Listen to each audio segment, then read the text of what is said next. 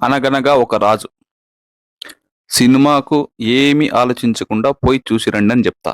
ఎందుకంటే ఈ సినిమా మంచి ఎంటర్టైన్మెంట్ ఇస్తుంది. నా అభిప్రాయం ప్రకారం ఈ సంక్రాంతికి వచ్చిన సినిమాలలోకెల్లా ఈ సినిమా బాగుందనిపిస్తోంది. ఈ సినిమా సంక్రాంతి విన్నరో కాదో రివ్యూలోకి వెళ్ళి తెలుసుకుందాం రండి.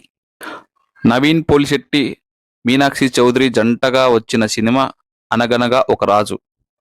నాకైతే ట్రైలర్ చూస్తేనే ఒక మంచి పాజిటివ్ వైబ్ వచ్చేసింది.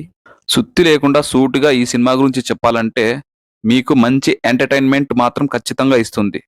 మీ డబ్బులకైతే ఖచ్చితంగా గిట్టుబాటు అవుతుంది. ఇక సినిమా కథలోకి వెళ్తే రాజు అలియాస్ నవీన్ పోలిశెట్టి యొక్క తాత ఒక జమీందారు. అయితే విలాసాలకు మొత్తం ఖర్చు పెట్టి నవీన్ పోలిశెట్టికి ఏం మిగిల్చకుండా పోతాడు. ఈ రాజు ఎట్లయినా కానీ ఒక మంచి డబ్బున్న అమ్మాయిని పెళ్లి చేసుకోవాలనుకుంటాడు. ఎట్లా అంటే ఆస్తి మొత్తం రాజుకే కావాలని.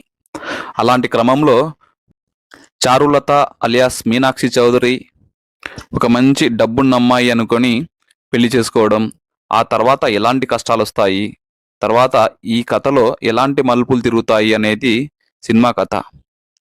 ఇంతకు చారులతకు అంత డబ్బు ఉందా, రాజు యొక్క మైండ్ సెట్ మారుతుందా అనేది సినిమా కథ. ముందుగా చెప్పినట్టు ఈ సినిమాలో కూడా నవీన్ పోలిశెట్టి యొక్క ఎంటర్టైన్మెంట్ గ్యారంటీ. ఇది నా guarantee. First half super, second half కాస్త డల్ అయినా ఏదో తన మ్యాజిక్తో గట్టెక్కిస్తాడు. ఒక్క ముక్కలో చెప్పాలంటే ఇది నవీన్ పోలిశెట్టి యొక్క వన్ మ్యాన్ షో.